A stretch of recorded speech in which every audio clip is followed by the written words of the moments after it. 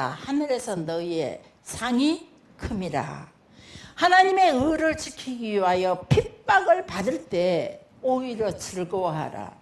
그래서 이 즐거워하라 이 말을 참 저는 마음에 많이 담았어요. 그래서 어느 날 기억을 하실 거예요. 허인숙 성도님, 모르는 분들은 모르고 허인숙 씨라는 성도님이 계셨어요. 지금은 간양에서 이제 그 권사로 얼마 전에 찾아왔더라고요.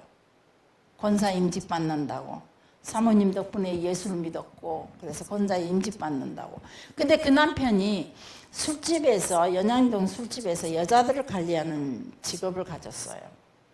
그런데 이분은 그 술집 옆에서, 그 바 옆에서 그 술집을 아가씨를 상대로 옷을 판매하는 있었는데, 우리가 전도하면서 그 옷집에 들어가서 전도하면서 이분을 교회로 불러들였고, 그래서 예수를 믿게 했는데, 제가 거기 전도로 갈 때 그 남편이 나와가지고 막 거친 그 입담을 여과 없이 드러내더라고요. 그리고 저를 배를 이렇게 해가지고 죽여버린댔어요. 네, 좀 그랬는데 그때 제가 그랬어요. 기뻐하라 했으니까 하나님 나 기뻐할게요. 그러고 웃었어요. 그때 사실은 그거 웃은 게 실소였지만은.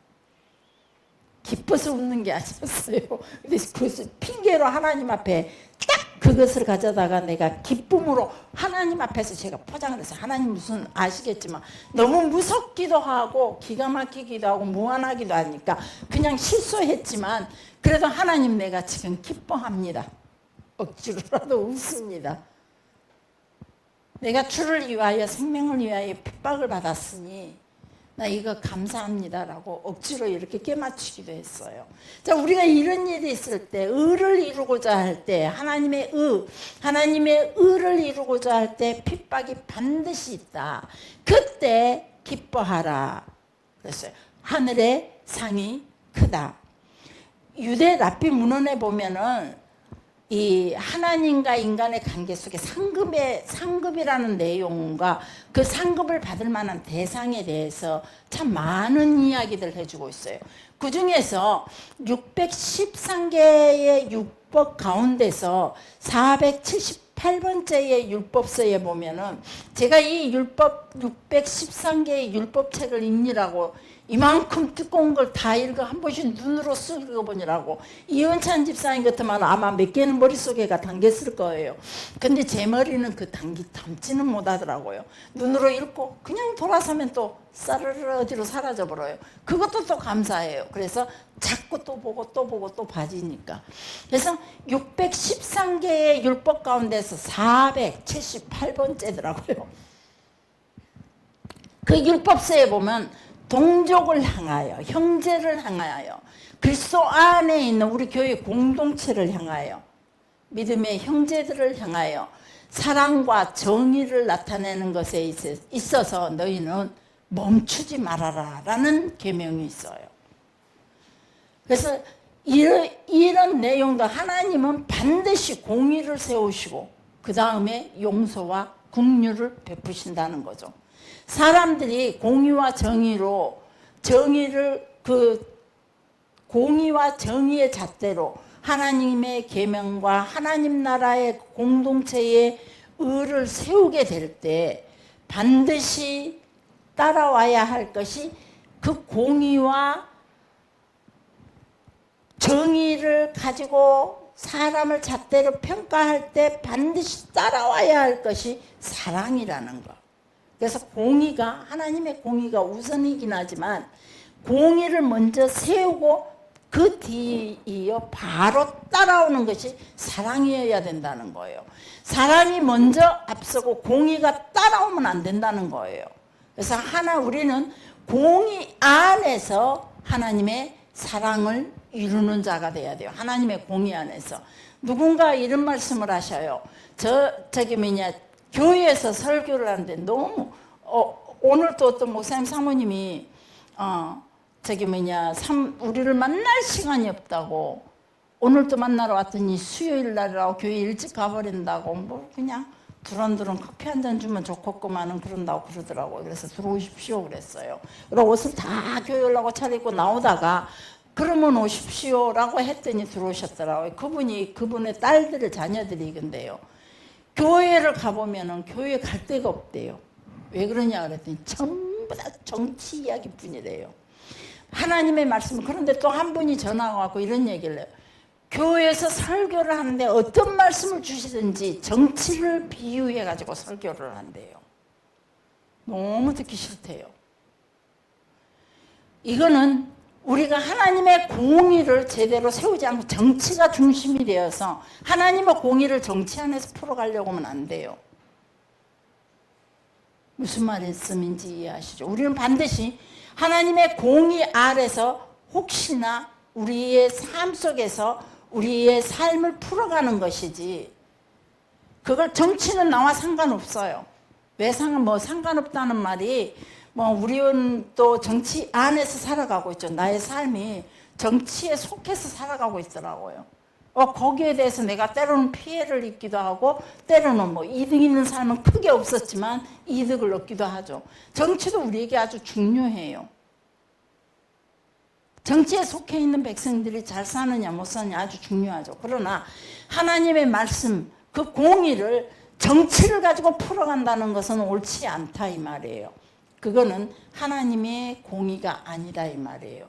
우리가 사랑을 가지고 하나님의 공의를 풀어가려고 하면 안 된다 이 말이에요. 긍휼과 구제를 가지고 하나님의 공의를 풀어가려고 하면 안 돼요. 공의 아래서 하나님의 긍휼을 베풀고 공의 아래서 하나님의 사랑을 베푸는 거예요. 제가 목사님하고 말씀을 나누면서 이런 얘기했어. 구약 시대 때 보면 구약의 선지자들은 전부 다 하나님의 공의를 외쳤어요. 공의가 우선이에요. 공의를 선지서들이 보면 전부 다 하나님의 공의를 외쳤고, 역사서가 보면은 하나님의 공의를 멀리할 때, 하나님의 공의를 이루지 못할 때, 그들이 사람의 의를 구하고 사람의 안락과 평안을 구했을 때에 그들이 하나님 선지자들을 통해 하나님은 그들에게 하나님의 공의를 세울 것을 강조해줘요. 모든 선지서 내용이 그래요. 그러면서 너희가 하나님의 공의 안에 거할 때에, 거하지 않을 때는, 너희가 지금 거하지 않을 때는 너희가 너희 삶 가운데 그 대가로 그 열매가 저주와 멸망의 것들을 먹지만, 너희가 하나님의 공의를 이룰 때에 하나님의 사랑으로 내가 하나님의 주시는 그 복을 너희가 누리게 될 것이다. 그것이 바로 선지서 내용이에요. 선지자들의 이야기가 그런 이야기를 담고 있어요. 그런데 성경에 보니까 뭐라고 말씀했냐면, 너희 전에 있던 선지자들도 이같이 핍박하였느니라 이렇게 기록해주고 있어요. 선지자들이 보면 전부 다 하나님의 공의를 애친 선지자들이 돌에 맞기도 하고 감옥에 갇히기도 하고 두 눈을 빼기도 하고 핍박을 받기도 하고, 무수히 선지자들의 삶이 참으로 고난과 역경의 삶이었던 걸 보게 됩니다. 우리가 가장 싫어하는 고난과 고통과 아픔의 길이었다는 거죠. 왜 그랬냐? 그들이 왜 그런 삶을 살았느냐? 하나님의 공의를 이루기 위하여 하나님의 공의를 외치다가 선지자들이 그런 삶을 살았다는 거죠. 그런데 지금 저도 하나님의 공의 가운데서 정치를 풀어보자면 전 정치에 대해서 잘 몰라요. 그러나 알 수 있는 것, 가장 쉽게 내가 볼 수 있는 거는 내가 보는 시선이다 이 말이에요. 여러분이 보는 시선이 아니고 내가 보는 시선으로 정치를 풀어가자면, 지금 우리 기독교 교계의 가장 아버지 같은 대부의 역할을 하는 김장한 목사님께서 윤석열 씨와 손을 잡고 문제가 아주 시끄러워졌죠. 그에 따라 몇 분의 목사님들이. 구약 성경 때도 보면 많은 선지자들이 있었어요. 그러나 선지서를 기록한 핍박받은 선지자는 불과 몇 안 돼요. 우리 선지서를 꼽아보면, 예언서를 꼽아보면 몇 안 돼요. 이 선지자는 과거의 구약 시대 때도 그렇고 예수님 시대 때도 그랬고, 선지자나 제사장들이 하나님의 의와 공의를 지키지 않는 사람들이 누구냐?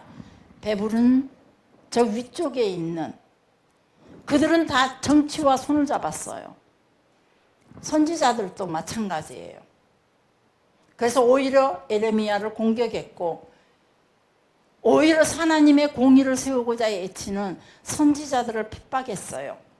오히려 그런 선지자들을 웅덩이에 구덩이에 던져버렸고 그들을 죽이기 위하여 동맹을 하기도 하고 그들은 한낱 보잘것없는 에레미야라든가 이런 선지자들이 보면 그때 당시 한낱 보잘것없는 작은 선지자들이었죠.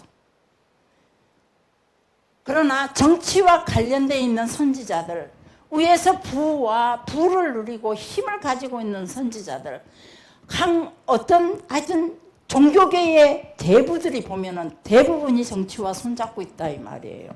그래서 평안한 삶이 그들의 것이고 부유하고 넉넉한 삶이 그들의 것이어서 그들에게는 핍박이 없었다 이 말이에요. 그들은 박해를 받지 않았어요. 누가 박해를 받았느냐? 가난하고 보잘것없는 애로운 작은 이름 없는 선지자들이 우리에게는 에레미야 선지자가 이름이 있고 다니엘이 이름이 있고 에스겔이 이름이 있고 우리에게는 호세아가 이름이 있고 요엘이 이름이 있어요. 왜? 글로 남겨서 수없는 세월 동안 역사적으로 내려오면서 오고 오는 모든 인류 속에 그들의 글을 하나님께서 계속 내보이면서 그들로 통해 주신 하나님의 이 공의의 내용을 끊임없이 우리에게까지 이어서 오고 있기 때문에 우리가 그 사람들을 알지. 그때 당시 그들은 한낱 보잘것없는 선지자였다 이 말이에요. 그래서 이름이 작은 자요. 사람들 그들의 입장에 봤을 때 보잘것없는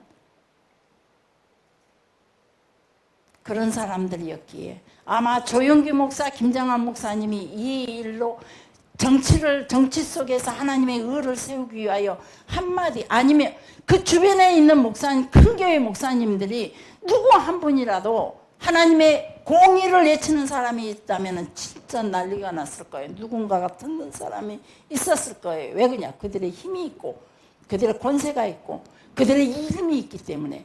근데 이때 구약의 선지자들 그리고 신약 성경 속에 왔을 때의 그 종교적인 상황도 보면은 전부 다 힘없는 자들이 복음을 들고 하나님의 공의를 들고 외쳤다는 거예요. 그래서 그들의 핍박이 있을 수밖에 없었어요.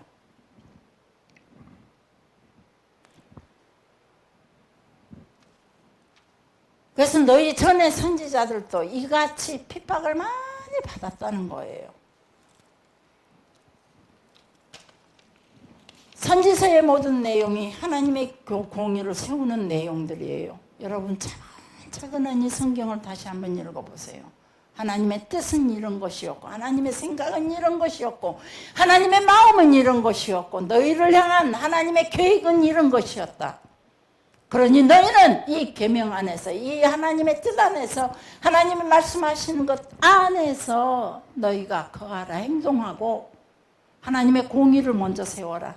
정의를 강같이 공의를 하수같이 흐르게 해라.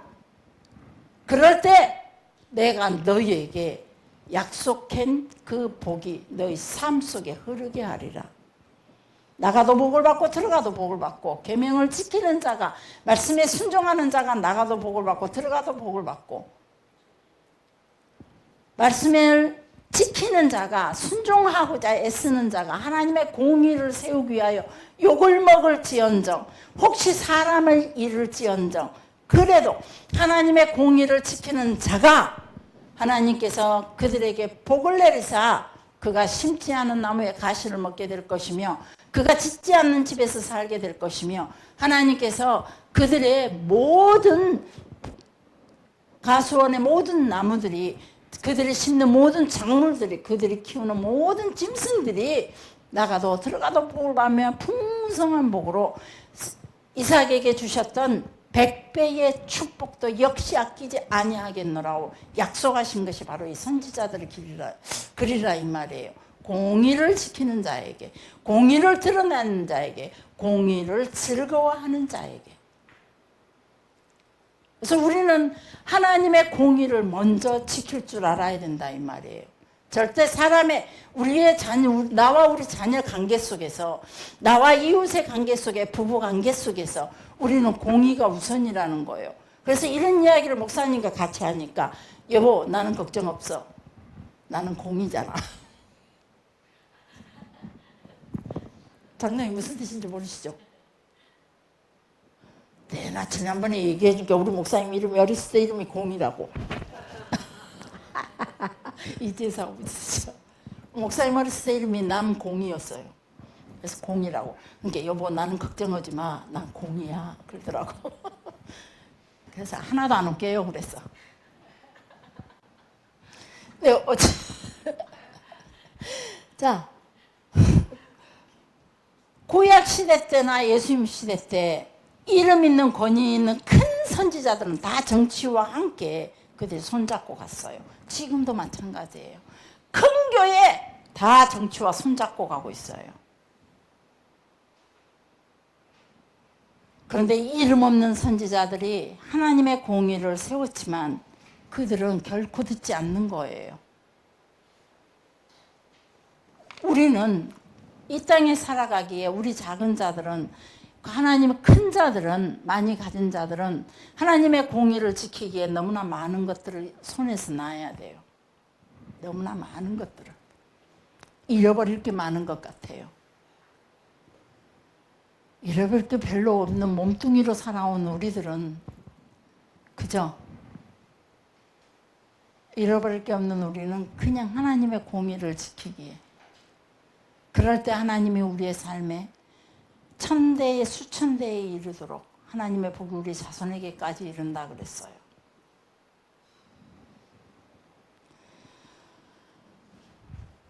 선지자들은 자신의 말을 하는 것이 아니라 반드시 하나님의 말씀을 전달하는 자로서 자기 정체성이 분명해야 돼요. 우리 하나님 앞에 부름받은 목회자로 부름받았고 하나님의 교회에서 장로로 권사로 안수 집사님으로 부름받은, 성도라는 이름으로 부름받은 여러분 모두는 하나님 앞에서 반드시 가져야 할 정체성이 있다 이 말이에요. 오직 하나님의 공의를 이루는 삶. 우리는 말씀에 비추어서, 하나님의 말씀에 비추어서 늘 하나님의 말씀을 거울 삼아서 우리 자신에게 비추어 보라 그랬어요. 내가 하나님의 공의에 맞게 가고 있는지. 저는 젊었을 때에 내가 늘 여러분들과 함께 자주 제 고민을 얘기했듯이 하나님이 종이 한 장 차이의 뜻을 제가 찾지를 못하겠어요. 내가 열정을 내서 하나님을 사랑하며 내가 열정적으로 하나님을 섬기는 방법을 찾아갔더니 네가 앞서지 마. 하나님이 하시도록 가만히 좀 있어. 이렇게 말하더라고요. 그래서 하나님이 하시도록 뒷걸음 쳐갖고 있었더니 게으르지 마. 하나님 앞에 열성을 가지고 사랑하고 섬겨. 이렇게 말하더라고요. 그러면 내가 이 중간에서 어떻게 해야 되냐 이 말이에요.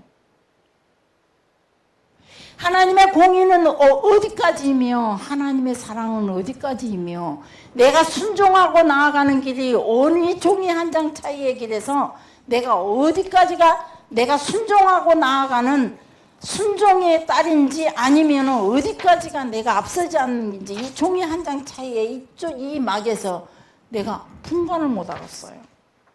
그래서 항상 얼마나 많이 울었는지 몰라요. 하나님, 내게 인생의 멘토를, 우리 부부에게 인생의 멘토를 주십시오.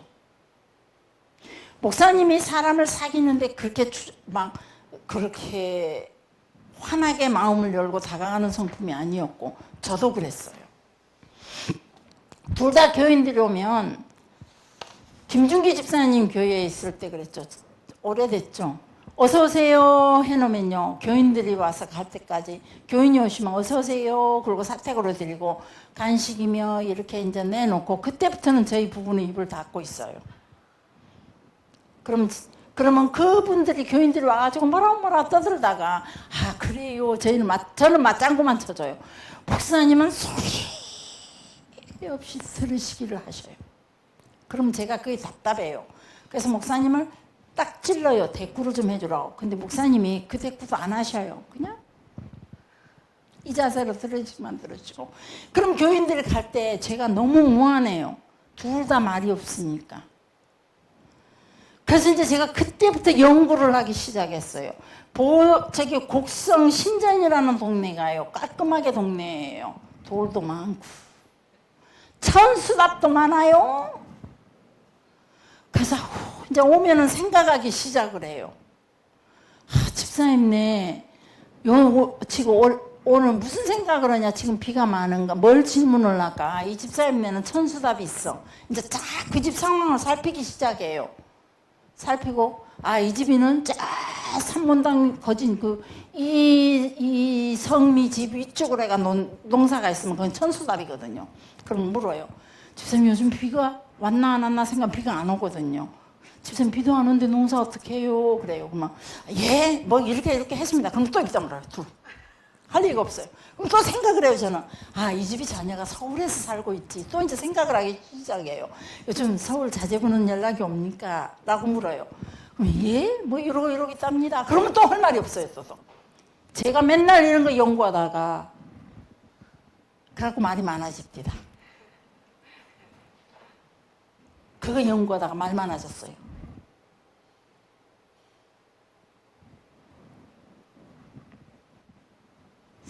그리고 또 성품이 제가 늘 언어도 제가 전라도 여자인지 경상도 여자인지 서울 여자인지 구분을 못 하더라고요. 내가 어디 사람이게요? 그러면요. 사모님 어디가 고향이세요? 그러면 제가 어디 사람이게요? 그러면 그냥 경상도 같기도 하고 어쩌면 말은 또박또박 표준어를 쓰니까 서울 사람 같은데 서울 고향은 아니고 그래요. 그렇게 말을 하고 살았어요. 간양말 씨는요 완전 사투리예요. 지금 내가 간양어를 많이 쓰죠. 토부에 정아랑 누구야 우리 교회 유영욱이랑 부산으로 시집간 유영욱이랑 있을 때 아따 사모님 누구 밤중에 돌아다니지 마. 이거는 아따 사모님 걱정 말아라. 보시오 여기 장작 있지 않소? 막 이런 말들이 저는 웃겼어요. 내가 전혀 쓰지 못하다. 자기 팔뚝이 장작이래요.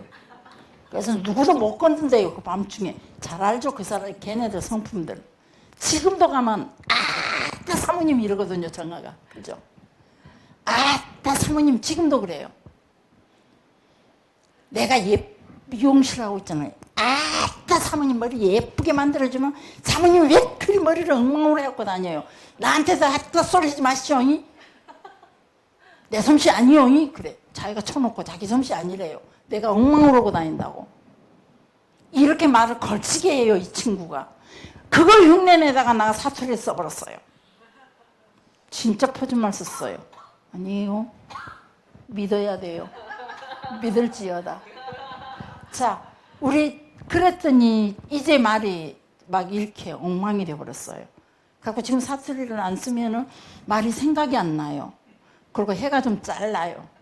그래갖고 농협을 해야 되는데 말하다 보면 농업 그러면 우리 아들이 그때도 성경 공부한다든지 앞에서 기도회 인동할 때면 우리 아들이 남은성 목사가 하나하나 적어요. 어머니 따라 해보세요. 농협 아니라니까요. 농협 얼마나 짜증났는지 몰라요. 네? 그만? 근데 강장님도 사실은 그랬어요. 사모님 농협 이러고. 저 사람 신랑이라요. 어찌됐건 그런 것들이 우리가 그렇게 살아가면서 난 뭔 얘기하다 그 맛으로 가고 있을까? 자, 정체성. 예.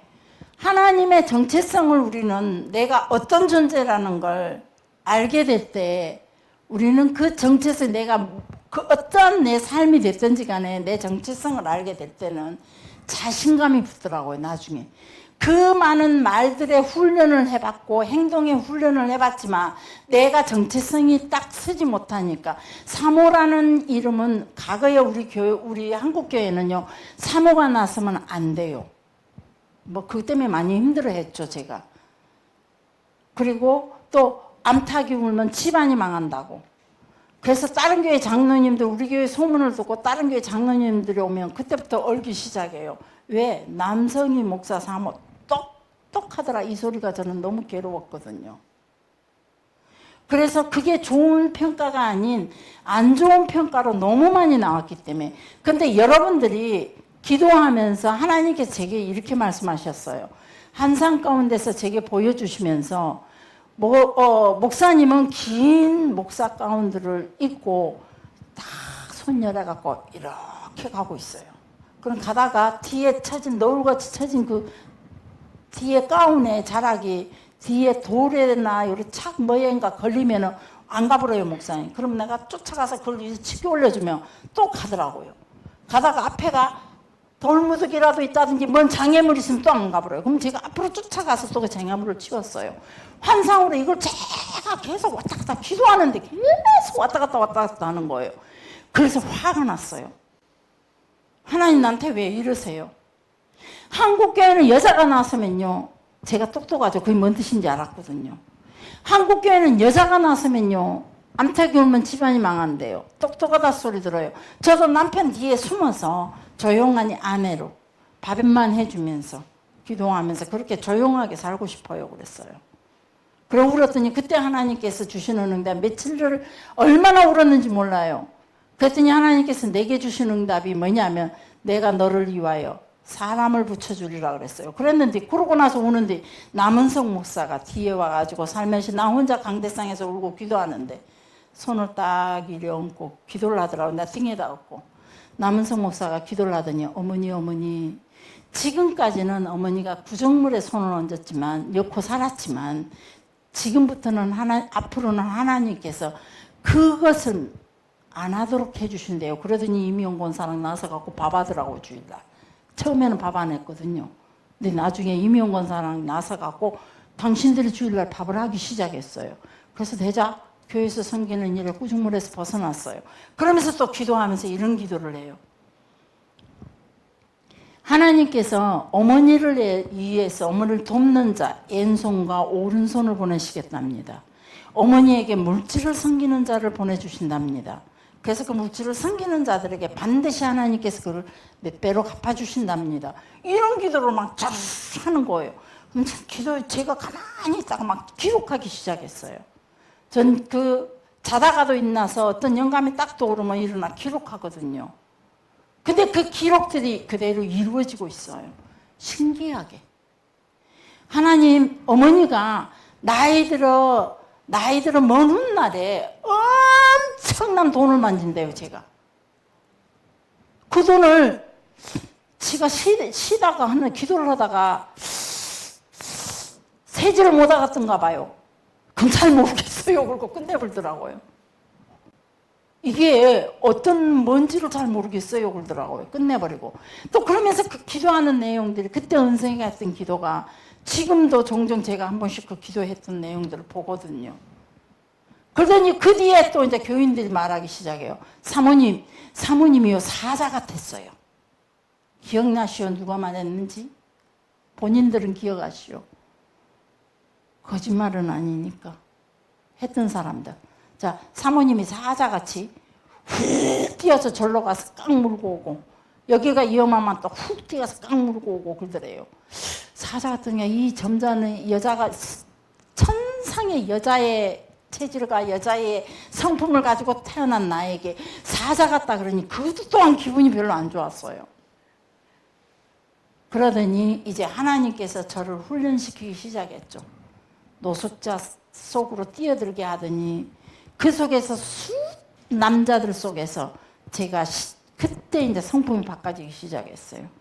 노숙자들 함부로 놀리면 막 주먹으로 배를 치면서 내가 지금 내 주먹에 이 배창시 안 터진 놈이 없어. 말해봐. 나 앞에서 함부로 까불지 마. 막 이런 것들이 저절로 나오더라고요. 그 남자들을 상대하다 보니까 너 말해봐. 내 주먹에 창시 터져서 병원에 입원한 놈이 있어 없어? 그러면 걔는 없는 줄 알면서도 얘 병원에 몇 놈 뛰맸죠? 또 그래 줘요 또. 그랬더니 나중에 까부는 사람이 없더라고요. 술 먹고 막 몸을 이렇게 남처럼 여자라고 막 그냥 막 아랫도를 들이밀어요. 그럼 제 주먹이 나갈 수밖에 없어요.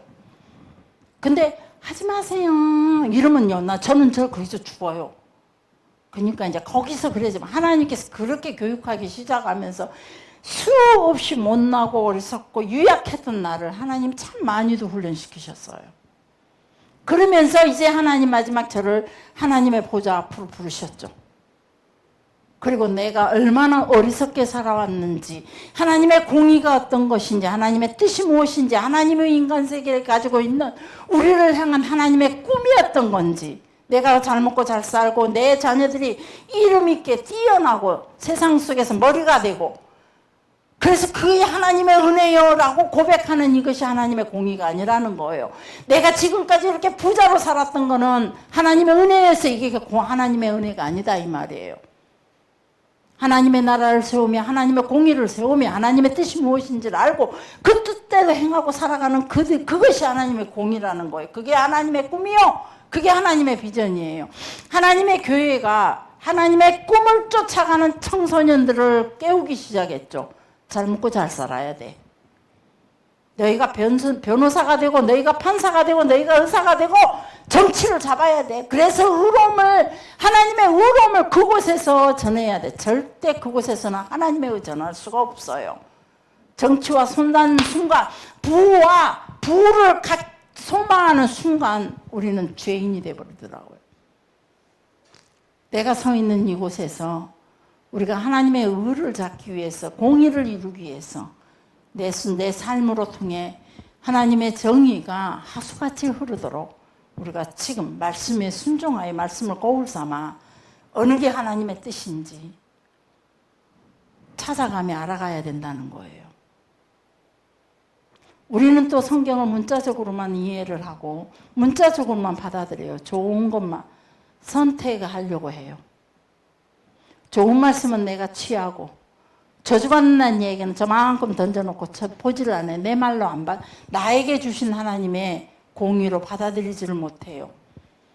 그래서 우리 각각 집에들 가보며 인생의 말씀들을 보면 전부 다 좋은 말 뿐이에요. 복 준다는 말에는 다 기뻐해요. 야, 정신 차리고 너희에게 핍박이 있을 것이다. 조심해라. 그러면 다 두려워하고 다 싫어라 해요. 우리는 하나님의 공의를 세울 때에 우리 스스로가 우리의 삶을 볼 줄 알아야 돼요. 그것이 말씀을 제대로 깨닫는 거예요. 하나님의 뜻을 제대로 깨닫는 거죠. 하나님의 뜻을 제대로 깨닫지 못한다면 우리는 절대 말씀으로 나를 거울로 비추듯이 못 비춰봐요. 뜻을 모르니까. 그래서 말씀으로 하나님을 알아가는 게 우리가 너무 중요해요. 그래서 우리나라 성경으로 번역된 문자로 번역된 이 성경만 쳐다보고 우리가 그곳에서 우리나라 감성으로 이해될 수 있게끔 번역하고 만들고 가꾸어서 만들어 놓은 이 모든 성경을 그대로 그 문자만 가지고 우리가 먹으려고 하지 말고 진정한 하나님이 이 성경을 기록하신 일은 우리가 하나님이라고 말씀하고 계셔요. 그리고 말씀 자체가 하나님이시고 이 성경을 기록한 일은 하나님이시라 그래요. 분명히 기록은 누가 했냐? 인간이 했음에도 불구하고. 왜 그러냐? 하나님의 감동하심을 입은 사람, 성령의 감동하심을 입은 사람들이 하나님의 마음과 하나님의 뜻을 알아. 그 뜻대로 기록되었기 때문에 이것이 하나님의 말씀이라고 말하는 거예요. 그분이 말씀하신 대로, 그분이 감동을 주시는 대로, 그분이 보여주시는 대로 그대로 기록했기 때문에 이게 하나님의 말씀이라고 말해요. 그렇다면 우리는 전에도 얘기했지만 성경을 이해할 때 무엇보다도 하나님을 먼저 이해해야 돼요. 하나님을 먼저 알아야 돼요. 그분의 생각과 그분의 뜻이 무엇인지 알아야 성경을 우리가 이해할 수 있고, 두 번째, 성경은 우리나라 문화로 기록된 게 아니에요. 예수님도 말씀을 주시는 게 마태, 마가, 누가, 요한으로 통해 예수님의 행적과 말씀을 주시는 내용들을 보면 히브리 문화예요. 히브리 민족들에게, 히브리의 감성을 가진 히브리 민족들에게, 히브리의 사상을 히브리 민족들이 가진 그 사상 속에서 던져지는 말씀, 그 나라의 기후로 던져지는 말씀, 그 나라의 상황으로 정치적인 상황과 종교적인 상황, 그 모든 걸 가지고 예수님이 말씀을 전했기에 우리는 바로 히브리 민족의 문화를 알아야 되고 히브리 민족의 그 나라의 기후도 사실은 알아야 돼요. 그래야 그 말씀, 기후에 관해서 말씀 주셨을 때에 그 느낌과 그 감성을 우리가 살릴 수 있다 이 말이에요. 우리가 아는 찬송가 하나도 두 손 들고 찬양합니다. 다시 오실 왕 여호와께 이 찬양을 작사 작곡한 사람이 어떤 마음으로 했는지 그 마음을 알고 찬양을 하는 것이 가장 이 찬양답게 부르는 거라고 말해주고 있어요. 원곡자의 그 사람의 감성을 살릴 줄 알아야 이 노래를 부를 자격이 있다라고 말하는 거예요. 근데 우리는 완전히 이걸 편곡해서 내 즐거운 감성, 나의 지금 막 어떤 세상적인 어떤 그런 감성을 가지고 부른다면 이거는 진정한 찬양이 될 수가 없다는 거죠. 그런 것처럼 성경을 기록한 이가 하나님이시기 때문에 하나님의 감성과 하나님의 뜻, 하나님의 마음을 알아야 되고 두 번째 히브리 민족의 감성과 히브리 민족의 뜻, 그리고 그때 정치적인 상황, 그때 종교적인 상황, 그때 문화적인 그들의 삶을 다 통달해야 성경을 이해할 수가 있는 거예요. 그리고 그들이 가지고 있는 단어의 뜻도 동시에 알아야 돼요. 우리나라 단어와 전혀 다르거든요. 다른 곳이 너무 많아요. 그래서 자주 흔하게 말하듯이 이스라엘 가면 감람나무 없다니까요. 올리브 나무예요. 그런데도 목사님들이 알면서도 여전히 우리나라 성경에는 올리브라는 나무가 없어요. 올리브 유는 있어도. 사실은 이 성경을 바꿀 때 그걸 먼저 바꿨어야 돼요. 올리브유. 너무 흔한 거 너무나 다 알고 있는 올리브유. 그리고 라합이라는 여인도 절대 술집 여자가 아니라는 거예요. 그리고 사마리아 여인도 술집 여자가 아니에요. 근데 우리는 우리의 감성 가지고 부정함, 숨어서 물을 길러가고 그래서 숨어서 사람들이 부끄러워서 숨어서 그리고 남편이 다섯이라는 말에 무조건 술집 여자를 취급해버린단 말이에요. 그게 우리가 가진 감성이에요. 우리가 가진 문자적으로 이해하는 성경은. 그게 아니라 그들은 바로 계대법에 물려있는 여인들이었다는 거죠. 남편이 죽고 그의 형제와 했지만은 여전히 아이를 낳지 못하고 바로 유다의 아내 다말처럼 이런 상황들을 우리가 히브리 민족으로 들어가서 그들의 성경을 들여다보고 그들의 성경적 문화들을 과거의 고대시대의 문화들을 살펴보고 성경을 읽게 되니까 우리가 눈이 달라지고 깨닫는 게 달라지고 하나님의 마음을 아는 데가 더 깊이 알게 되더라고요. 그래서 성경은 자꾸 읽어야 돼요. 그리고 하나님의 뜻이 무엇인지 자꾸 하나님께 물어야 돼요. 성경은 성령의 감동으로 기록됐기 때문에 우리도 성경을 읽되 성령의 감동하심으로 깨달아야 돼요. 그래서 반드시 내 안에 성령님이 기거할 수 있는 마음에 성령이 우리의 심령 가운데 우리 육체 가운데 성령이 기거할 수 있는 나의 왕으로 나를 이끄는 자로 나의 중심에 있는 분으로 그 보좌를 우리가 우리 중심에 만들어서 그분을 우리 중심에다가 모셔야 돼요. 그래야 성경을 이해할 수가 있어요. 그래서 우리가 기본적으로 그런 것들을 알고 전체적인 우리 이런 말씀들이 주어지는 말씀들을 깨닫고 알아가는데 여러분들이 성령의 도우심을 받아서 그래서 성경을 읽을 때마다 마음이 막 감동이 돼서 견딜 수가 없고 지극히 내가 인간적인 생각으로 가득 차 있고 인간적인 불만과 고통과 아픔과 서러움과 때로는 절망을 안고 있을 때에도 먼저 하나님의 뜻과 마음을 알고 나니까 이제 성경을 읽을 때마다 절망적인 나에게 주시는 하나님의 말씀이 과거와 다르고 내가 깨닫는 게 다르다 이 말이에요. 아픔과 고통 중에서 내가 그 말씀 앞에 서 있는 내 자신이 깨닫는 게 다 달라진다는 거예요. 그래서 우리 하나님의 공의를 세우는 데가 우선이 돼야 돼요. 하나님의 생각과 하나님의 마음이 어떤 건지 그걸 알아가는 데가 우리가 첫 번째 우리의 신앙의 삶을 살 때 부르심을 받은 우리는 믿지 않는 그들에게는 하나님의 영생의 복, 구원의 복을 전하지만 우리는 이미 하나님의 구원의 약속을 받고 이 자리에 앉아있는 여러분과 내가 이루어야 할 삶은 다른 사람들의 영혼 구원을 위해서 우리끼리 하나님의 온전한 나라를 이루기 위해서 하나님의 마음과 생각이 어떤 건지 깊이 있게 기도로, 영성으로, 영감으로, 말씀으로 늘 우리가 연구하고 자꾸 하나님의 뜻이 무엇인지에 대해서 깊이 있게 묵상하면서 살아야 된다 이 말이에요. 사랑하는 성도 여러분, 하나님의 말씀을 알아가는데 우리가 게을러하지 맙시다. 하나님의 뜻을 알아가는데 게을러하지 맙시다. 이 말씀을 볼 때마다 역시 첫 시간에 말씀했듯이 하나님께서 요한복음을 읽고 요한 1, 3서를 읽으면서 내가 목사님하고 이제 말씀을 나누고 그랬는데 그 말씀들을 요리 읽으면서 제게 보여주신 이은찬 집사님의 이름 똑똑하네. 이은찬 금방 알아냈어요 제가. 이은찬 집사님의 얼굴은 이은찬 집사님에게 내가 이와 같은 삶을 살도록 하나님이 요구하시는 내용이다라고 생각을 해요. 근데 충분히 그만한 기량을 가지고 있는 분이고 그래서 그런 데가 제가 놓치지를 않아요. 그래서 지금도 기도하면은요 제 머릿속에서 이은찬 집사님 사라지고 없어요. 이 요한 집사님이 제 눈앞에 딱 반짝 빛나는 얼굴로 제 앞에 계셔요.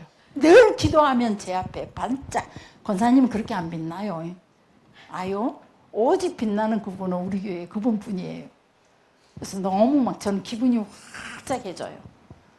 우리 성경을 읽을 때마다 혹시 비춰주시는 나에게 감동돼서 비춰주시는 그 거울을 보면서 제가 요한복음을 읽으면서 본 거울은 이은찬 집사님이 내가 보인 게 아니라 그 순간만큼은 이은찬 집사님이 보였어요. 근데 여러분들도 말씀을 볼 때마다 거울을 보십시오. 그 자리에 혹시 최금호 장로님이 서 있을 수도 있어요. 또 그 자리에 그 말씀 속에 전혀 내가 생각지도 않는 그곳에 하나님께서 이미영 권사를 세워놓을 수도 있어요. 그것이 바로 하나님께서 우리에게 주신 뜻들을 그렇게 보여주실 때에 작은 거 하나를 붙잡고 놓치지 않는 거죠. 이게 영감 있는 사람의 삶인 것 같아요. 하나님의 뜻을 밝게 알고자 하는 사람들의 삶인 것 같아요. 스쳐 지나가는 생각 하나를 놓치지 말고 그대로 붙잡고 기록해 보세요. 기록하고 이 말씀을 읽는데 이런 생각이 들었어. 이 말씀을 읽는데 이미영 권사가 왜 생각났지? 그러면서 기록하고 자꾸 기도하고 자꾸 또 기록하고 느낌을 기록하고 감동을 기록하고 또 주어지는 말씀을 기록하고 해보고 자꾸 그렇게 맞춰보세요. 거울로. 하나님과 나와의 관계를 하나님과 누군가를 위하여 또 중보기도할 때 말씀과 그 주시는 말씀과 감동들과 그분과 계속 비추어 보면서 그래서 그분으로 통하여 하나님의 공의가 흐르도록 하나님의 정의가 흐르도록 우리가 돕는 게 우리의 목이에요. 그렇게 사는 사람들은 혹시나 핍박을 받을지라도 염려하지 말아라. 바로 선지서로 통해서 주셨던 그 소망의 말씀들이 나는 그 절망의 길을 안 갈지라도 패망의 길은 안 갈지라도 노예로 끌려서 전쟁포로로 잡혀가는 일은 없을지라도 바로 주시는 말씀에 하나님의 그 주시는 말씀에 응답하여 하나님의 그 공의의 말씀에 바로 응답하여 순종하는 자들은 바로 하나님께서 그 열매를 따먹도록 우리의 삶을 이끄신다 이 말이에요. 우리 그 열매가 여러분 것이 됐으면 좋겠어요. 여러분이 심지 않은 나무 가시를 먹어야 되겠고 여러분이 짓지 않는 집에서 살아야 되겠고 여러분이 하나님이 공급해 주시는 모든 나무의 실과를 먹으며 짐승들이 우리가 닿는 모든 손길마다 우리의 닿는 눈길마다 하나님의 복이 흐르도록 내 속에서부터 하나님의 성령으로 덧입혀 여기서부터 그 하나님의 복이 나와 내 가족들에게 내 이웃들에게 하나님의 공의가 흘러갈 수 있도록 그러한 삶을 살았으면 좋겠습니다. 기도하겠습니다.